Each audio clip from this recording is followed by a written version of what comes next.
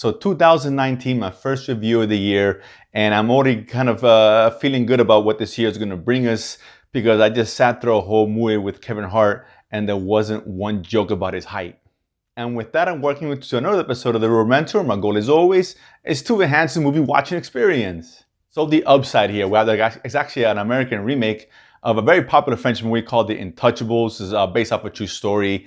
We have here a very wealthy businessman played by Bryan Cranston. Of course, Walter White Heisenberg, one of the best actors going on right now, in my opinion. And, he had a tragic accident. He's now quadriplegic. And, they were hiring someone to assist him with his daily activities, of course.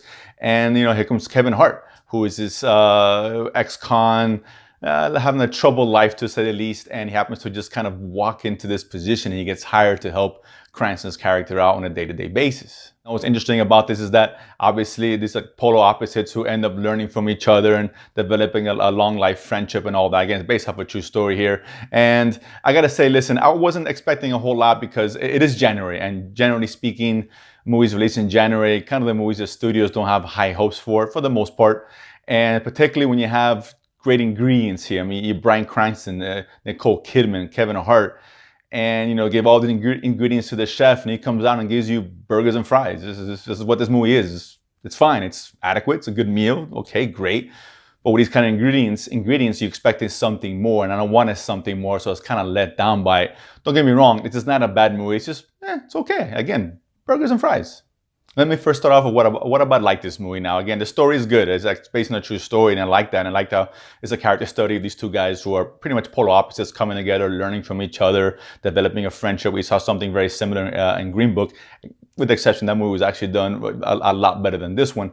And, Bryan Cranston, he's great. Of course, he's always great in a very challenging role where he can only really use his any facial expressions and move his head to a certain degree, but he can't use his body at all.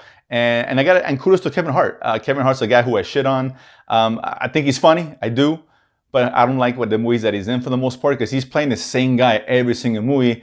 And finally, we get see him kind of branch out a bit, do something a little bit different. It's still a comedic role for him, but it's got more range here. He's not playing the same guy we normally see him play here. And kudos to him. And I think they did a good job. And them together have good chemistry. The interaction was great. And that really worked fine. These are very likable characters that both are.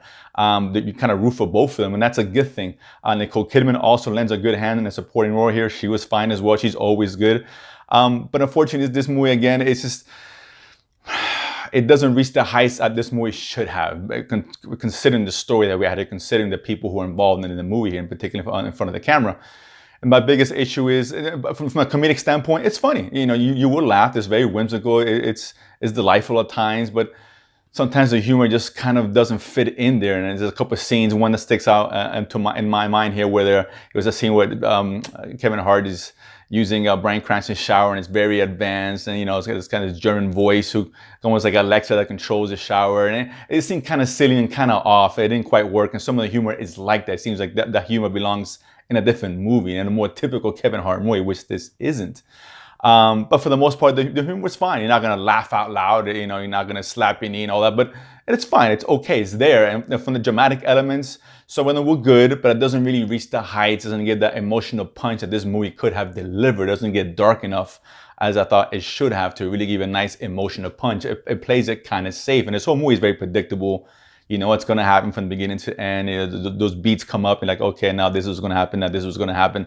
And unfortunately, I think on the hands of a better director and even a better script, this really could have been something special here. And particularly in the end, they added this moment, it's conflict between Hart and Cranston's character, which is unnecessary. It's kind of forced. They didn't really quite fit in right, and was, again, completely unnecessary to the story. And some of those things like that throughout the movie, which prevent us from reaching, again, those heights it should have. Ultimately, this movie is just okay. It's not a bad movie at all. Don't get me wrong. Again, it's just a movie which I can't really recommend you guys go to the theaters to watch this. But it's one I think you guys can get some enjoyment watching it at home. That's basically what this movie is meant for. Watching it at home, Netflix for your significant other, kick back and then have 2 hours and and have a decent time. So listen, at the end of the day, yes, was I disappointed? Yeah. Do I want more? Yeah. But again, it's still an okay movie. It's still one I think you can enjoy, but just not in the theaters in particular. So the upside, you guys are gonna watch it. If you do, comment below, let me know where you guys thought. And of course, if you haven't done so already, subscribe below and feed money to go to the movies and talk about them afterwards. See you guys next time.